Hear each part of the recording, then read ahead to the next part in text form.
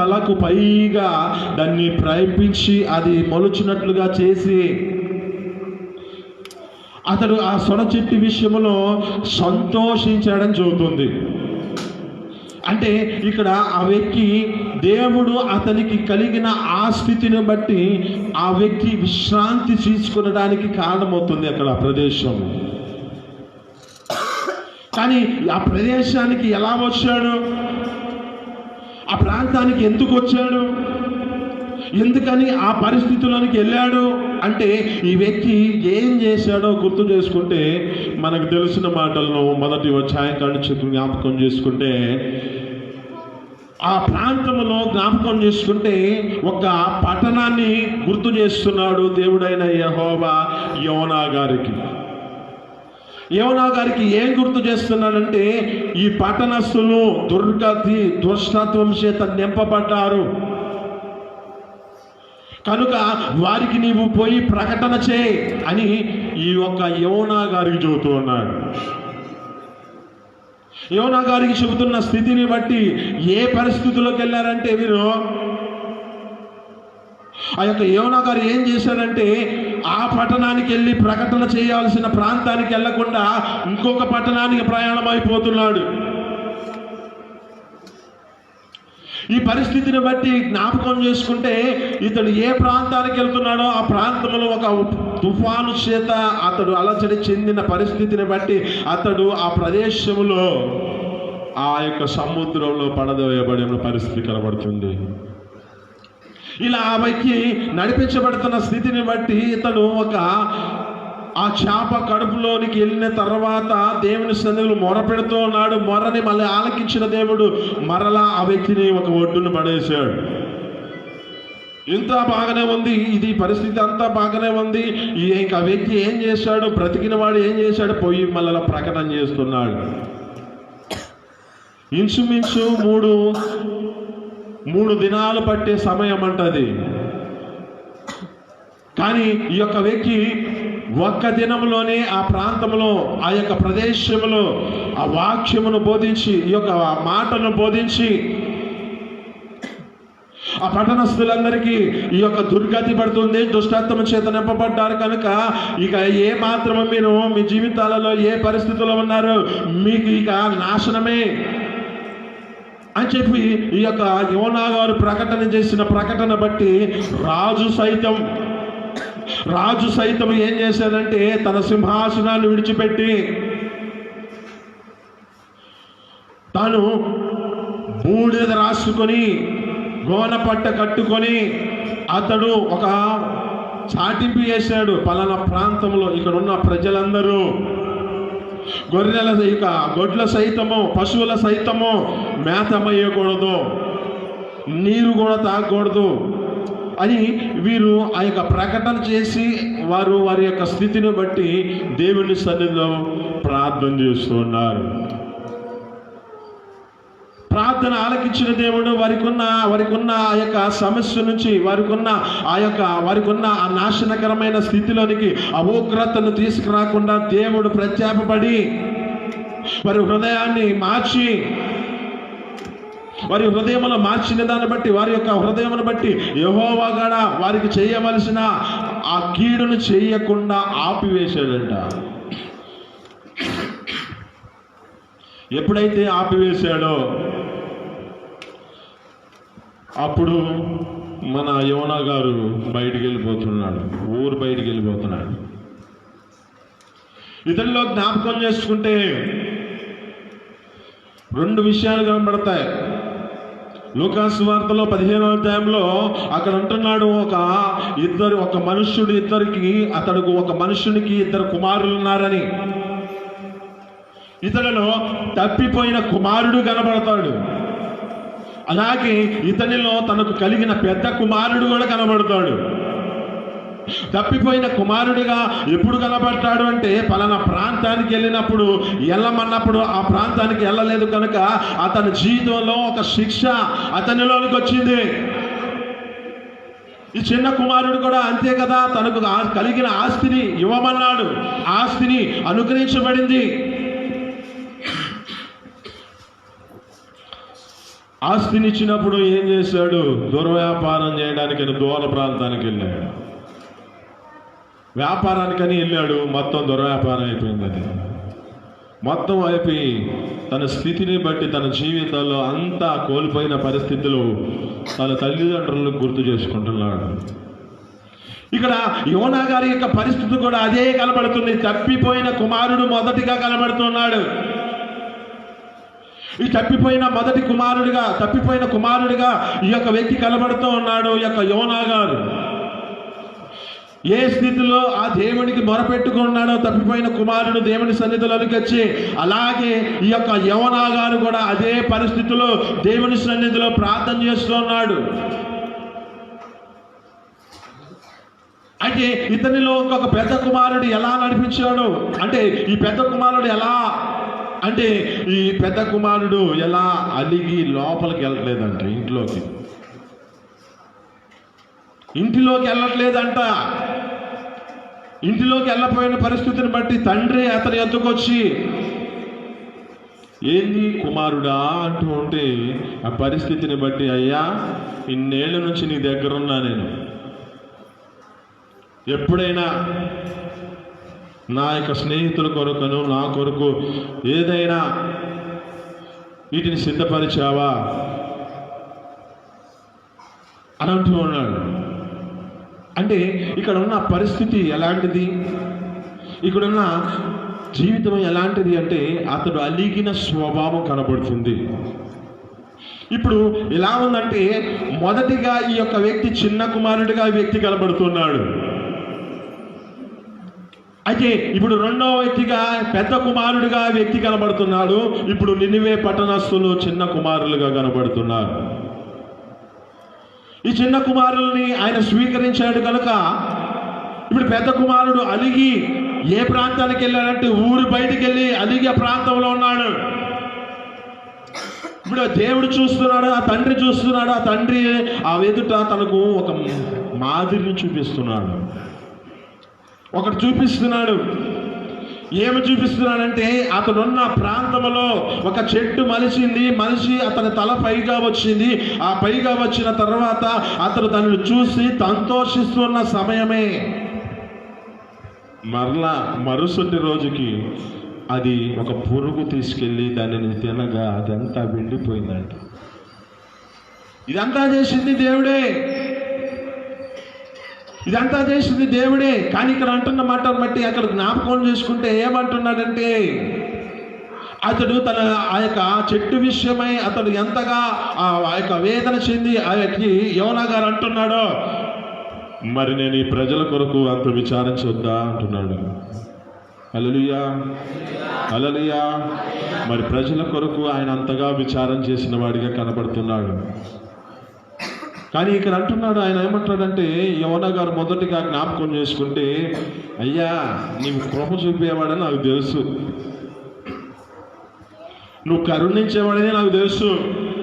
వాళ్ళు నీ వైపు తిప్పితే నువ్వు మరలా వారిని ఏమాత్రము వారి హృదయాన్ని బట్టి నువ్వు ప్రత్యేకపడి వారి మనసుని ఏ విధం చేతనైనా వారిని రక్షిస్తావని నాకు తెలుసు. తెలిసి వెళ్ళలేదని చెబుతున్నాడు ఆయన. అంటే మొదటిగా ఆయన వెళ్ళని పరిస్థితి ఏంటంటే, వీరికి నేను చెప్పినా ఈయన చెప్పే మాటలు వేరు, నేను చెప్పే మాటలు వేరు.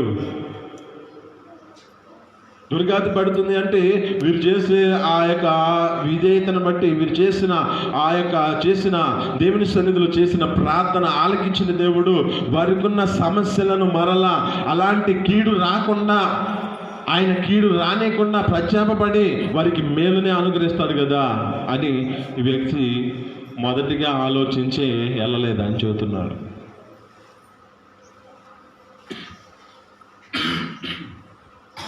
మూడో అధ్యాయం 2వ వచనం చదవండి. నీవు లేచి పోయి నేను నీకు తెలియజేసే సమాచారం 4వ అధ్యాయం 2వ వచనం. యెహోవా నేను దేశమందుండగా ఇట్లు జరుగునని నేను అనుకుంటుని కదా, అందువలనని కటాక్షమును జాలియును బహు శాంతమును అత్యంత కృపయు గల దేవుడివై ఉండి పశ్చాత్తాపపడి క్రీడు చేయక మానుదువని నేను తెలుసుకుని ముందుగానే పారిపోతుని అని చెబుతున్నాడు. చెబుతున్న మాట అదే. నువ్వు జాలిగల హృదయుడయ్యా, నువ్వు కనికరం చూపిస్తావయ్యా, నువ్వు కరుణామూర్తివయ్యా. ఎవరికైతే కీడు చేయాలని ఆలోచన కలిగి ఉన్నా వారి హృదయాల్లో మార్చుకుని నీ దగ్గరకు వస్తే నువ్వు వారిని ఆ విషయంలో నువ్వు కనికరిస్తావని నాకు తెలుసు అయ్యా, అందుకే నేను ఆ ప్రాంతానికి పరిగెళ్ళాను. యోనా గారి యొక్క జీవితంలో అతడు ఏ విధమైన చేత ఆ వ్యక్తి బాధ చెందుతున్నాడో తనకి ఆ వేదనను చూపిస్తూ యెహోవా వారి యొక్క ప్రజల కొరకు ఎంతగా అతడు విచారం చేస్తున్నాడో ఒక పోలికగా ఆ చెట్టును చూపిస్తున్నాడు. ఆ చెట్టు మొలిచి అతని తలపైకిగా వచ్చినప్పుడు ఎలా విశ్రాంతి తీసుకున్నాడో బాగానే ఉంది. ఆ విశ్రాంతి చేత నింపబడ్డాడు. ఆ విశ్రాంతి తన జీవితంలో విశ్రమించినప్పుడు బాగానే ఉంది. ఎప్పుడైతే అది ఎండిపోయిందో దాని కొరకు కోపపడుతూ తన కొరకు విచారించేవాడిగా కనపడుతున్నాడు. మరి అది మొలసింది ఆయన, మొలిపించింది ఆయన కాదు, దాన్ని సృష్టించింది ఆయన కాదు, దానికి నీరు పోసింది ఆయన కాదు, దానికి ఏది చేయలా. ఆయన మీద నీడ వచ్చింది, విశ్రాంతి తీసుకున్నాడు, సంతోషిస్తున్నాడు.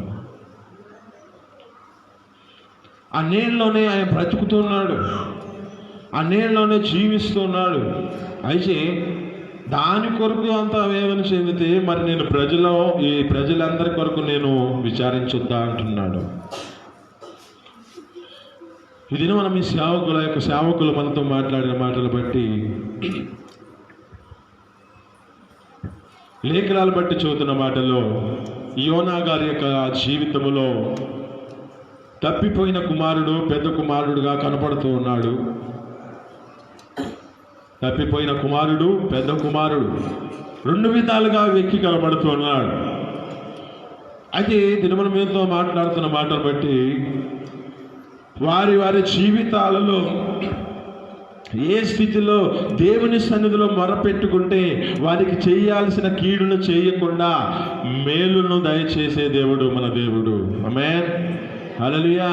ఆయన ఎవరికైతే ఒక కీడును ఉద్దేశించి వారి గురించి ప్రచారం చేస్తున్నాడో వారి జీవితాలలో హృదయం మార్చుకుని, ఎలాగంటే ఈ రాజు సైతము దేవుని ఎదుటికి వచ్చి ఆ బూడిద పూసుకొని ఆ గోన పట్ట కట్టుకొని దేవుని సన్నిధిలో వేడుకున్నాడో, ఆ వేడుకున్న దాన్ని బట్టి వారి యొక్క హృదయాన్ని చూసిన దేవుడు వారికి చేయాల్సిన కీడుని మానివేశాడు కదా. దినమున నీతో మాట్లాడుతున్న మాటలు బట్టి కూడా నీవు దేవుని సన్నిధిలో మొరపెడితే ఆ మొరని ఆలకించిన దేవుడు నీ పట్ల కూడా చేయాల్సిన కీడుని ఆపివేసి నిన్ను అత్యధికంగా అభివృద్ధి పొందించాలని ఆశపడుతున్నాడు. ఆమేన్, హల్లెలూయా. ఈ మాటలు మీ వెనుకడిలో దీవించి ఫలించును గాక. ప్రతి ఒక్కరు మోకరిద్దాం.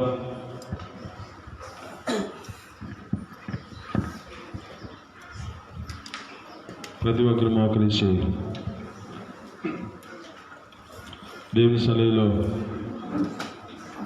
దేవుని యొక్క సేవకుల ద్వారా మీకు మాట్లాడిన మాటలను బట్టి హృదయపూర్వకంగా అప్పగించుకుందాం. ఆయన చేసిన పని, ఆయన చేసిన మాటలను బట్టి ఒక యోనా గారి గురించి నీకు తెలియజేస్తున్నాడు. యోనా ఎదుట ఒక సిర చెట్టు మొలిపించబడి అతని పైగా అది వ్యాపింపజేసినప్పుడు ఆ చెట్టుని నీడను ఆశ్రయించిన వాడు సంతోషిస్తూ ఆనందిస్తూ ఆ ప్రదేశంలో ఉన్న సమయంలో అతనికి ఒక మాదిరి చూపిస్తున్నాడు, అతనికి ఒక పోలిక చూపిస్తున్నాడు.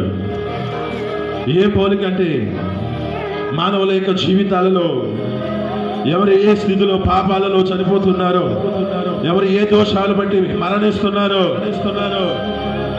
నినివే పట్టణము దుర్గతి చేత దుష్టత్వం చేత నింపబడింది, ఇక ఏ మాత్రము దీనిని వదిలిపెట్టను అని అన్న దేవుని పట్లే మరలా దేవుడే మరలా ప్రత్యాపబడి దీనిని నువ్వు కీడు చేయ ఉద్దేశించిన కీడును ఆపివేసినట్లుగా కనబడుతుంది.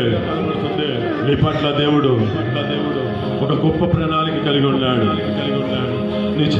నువ్వు చేసిన దోషం, నువ్వు చేసిన నీ యొక్క జీవితంలో నడిపించబడిన దుష్టాత్మ నుంచి విడిపించి, నీ యొక్క దుష్టత్వం నుంచి నీవు విడిపించబడి ఆ దేవుని సన్నిధిలో నీవు వేడుకుంటే ఆయన నీకు ఇవ్వాల్సిన నీకు కావాల్సిన క్షేమము నీకు కావాల్సిన ఆశీర్వాదము ఇవ్వాలని ఆశపడుతూ ఉన్నాడు.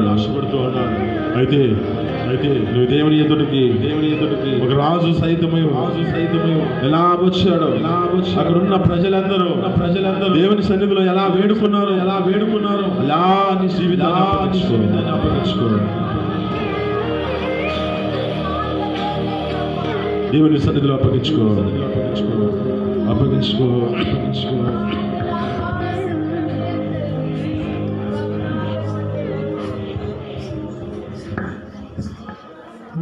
యేసయ్యను విన్నెండగానే ఆజ్ఞల మార్గము కనిపించెనే.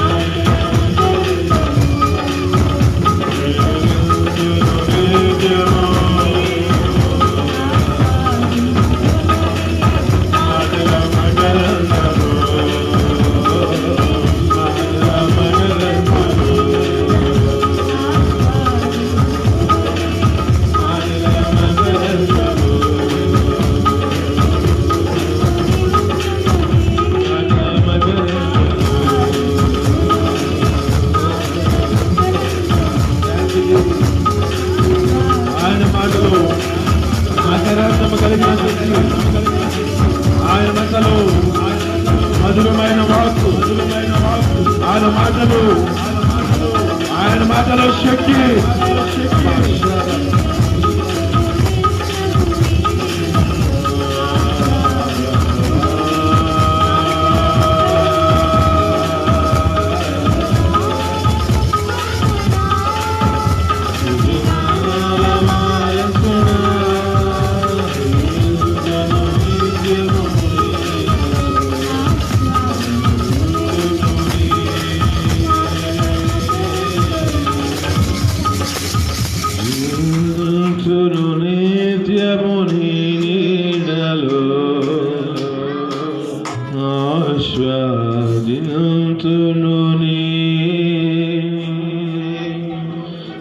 మాటల మకరందము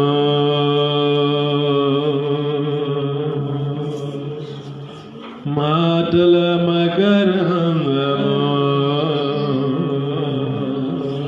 మాటల మకరందము.